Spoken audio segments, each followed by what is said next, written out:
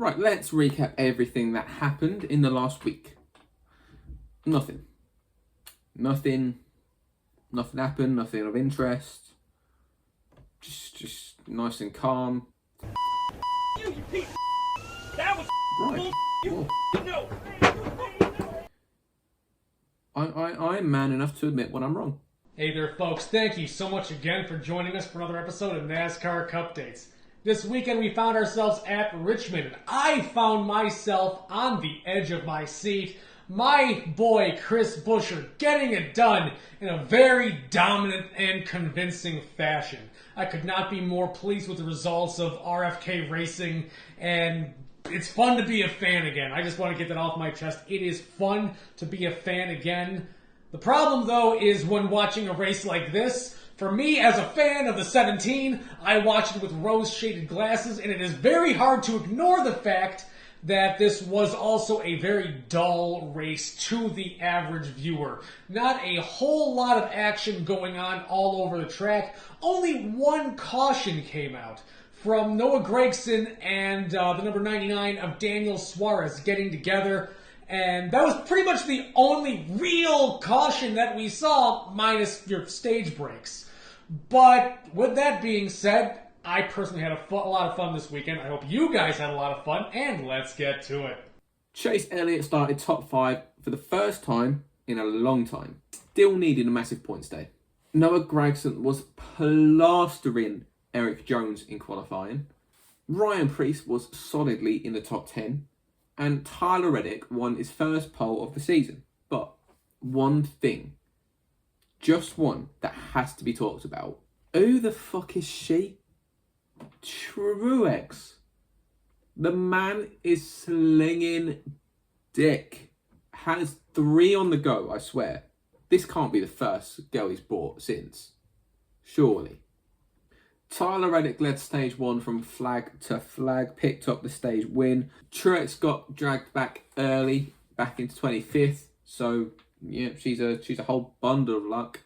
And 23-11 finished the stage 1-2. Daniel Suarez, who is on the playoff bubble, got put a lap down, ended up getting a free pass. But, I mean, having a free pass at Richmond, that's like trying to light a match in space. You know, it's not going to fucking work. In stage 2, Bubba Wallace managed to nick the lead from Tyler Reddick, and it was still a 23-11 1-2. Finally was looking like a 23-11 day rather than a 45-11 day. Noah Gragson plummeted down the pack after locking up to avoid hitting someone, and Ryan Preece had also fell to below 15th. What the fuck happened to him? He was doing so well. I really thought he'd be doing way better than what he was. Truth be told, I thought he'd be out driving that car on quite a few tracks. It's a shame he's not. Now, there was a strategy in this stage because strategy is just so cool. You can either split it in half and save yourself a set of tyres for the end, or you can split it in third and use 2 sets of tyres, which is what the majority of cars did, but not Denny Hamlin. No, he has the bollocks of a god. That man is proving me wrong every single fucking week. Hamlin and Harvick both made me look like a tip. Truex stayed out, managed to get some track position, and all of a sudden salvaged what was a pretty shit day. Michael McDowell as well did the same. He's fighting for 16th. Fair play, lad. Christopher Bell got a penalty after qualifying in the back. Really just ended his race there and then. Ty Gibbs has been so quietly impressive this season. Managed to score his first top 5 in Pocono. Fair play. And has stayed near enough in the top 10 all day. Ryan Preece managed to climb back up to 6th. What is happening? The leading Stuart Haas car. Where the fuck did he come back from? How are Stuart Haas so incompetent, yet so good? Because I swear to God, 5 years ago, they won a team's championship for every single car winning. Since then, Kevin Harvick has had broken back after broken back for carrying the organisation. Even when he didn't win, he was still like top 5 every race. Maybe that's why he's retiring. They couldn't afford the injury comp they're causing him. Bubba Wallace's crew actually fucked up. The track dropped and they lost a good chunk of time. But he was also faster than everybody on track. So it's really not... there's more problems that I'm sure we could talk about.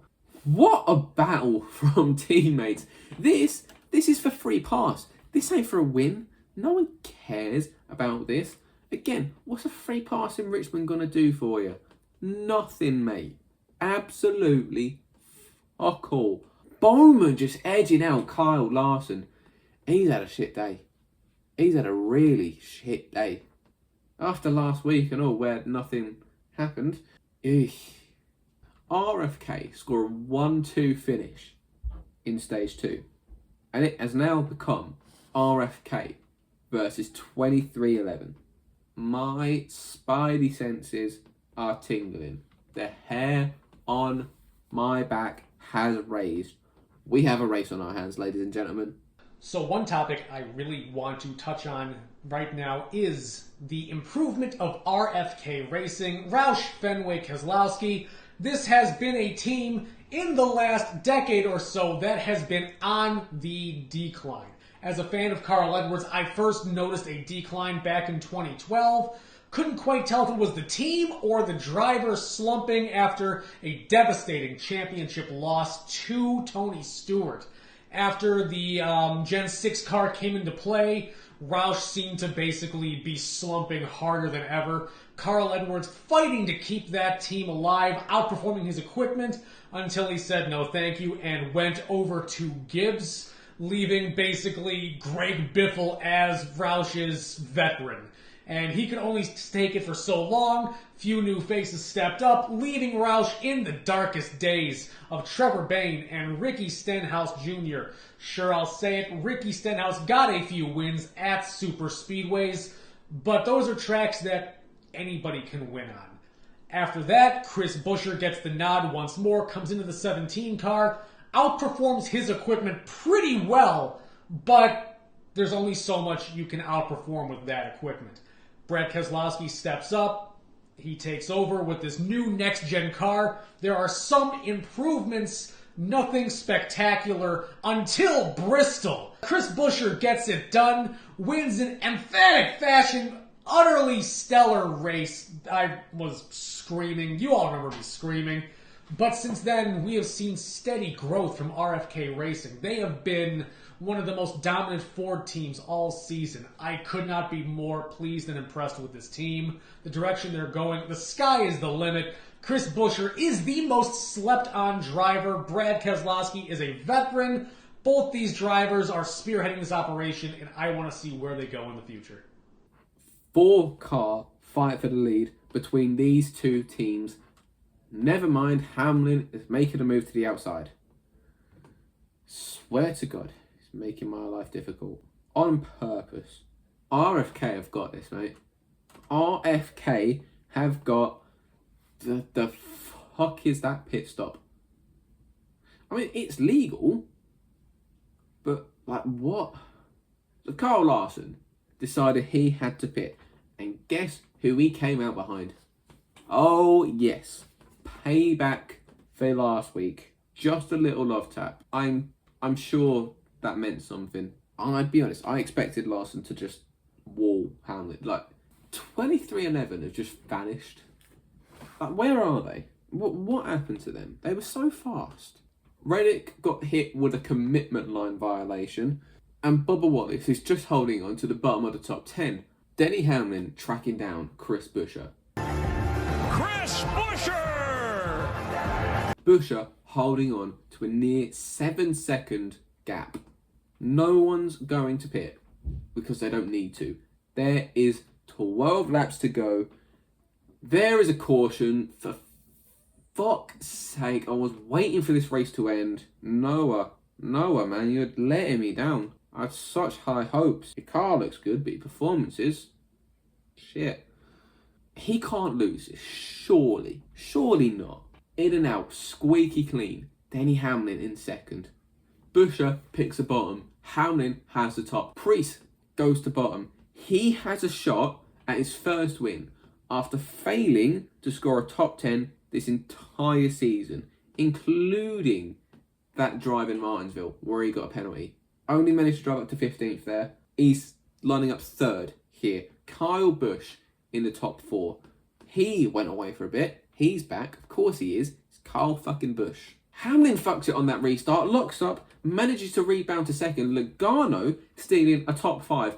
Kyle Busch also up there.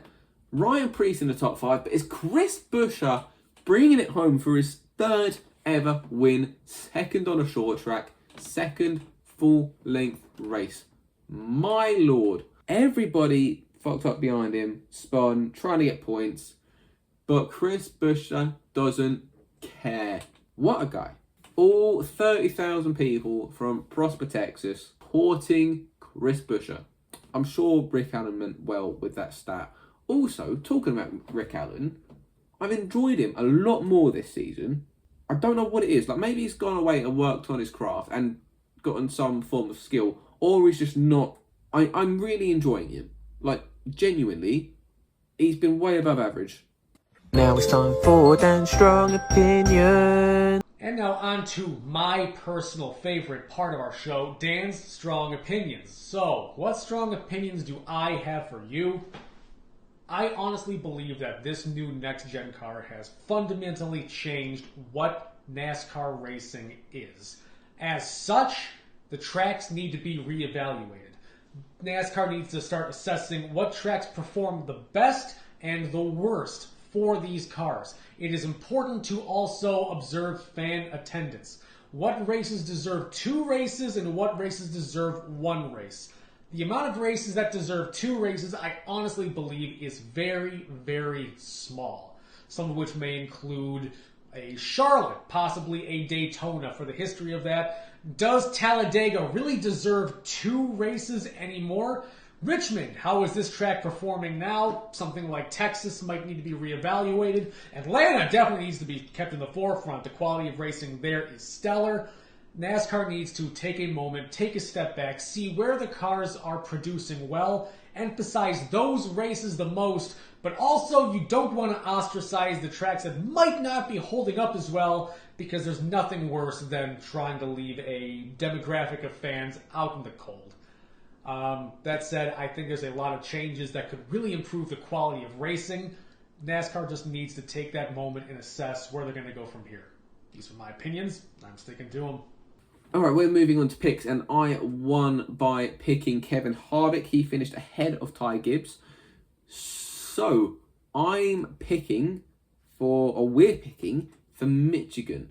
And I am gonna go for Tyler Reddick on the rebound. Alrighty, so this week we are finding ourselves at Michigan. This is a track that holds a very special place in my heart. I've almost gone here at least once a year since 2001. This is the track closest to me, and I try to go here as often as I can.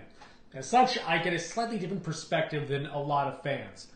I've been saving this driver for this race. My pick going into Michigan is the number 22 of Joey Logano. I have a lot of strong opinions about this driver, but having a bird's eye view of this man running at Michigan, I have always thought he has been a very strong contender every single time we come to this track.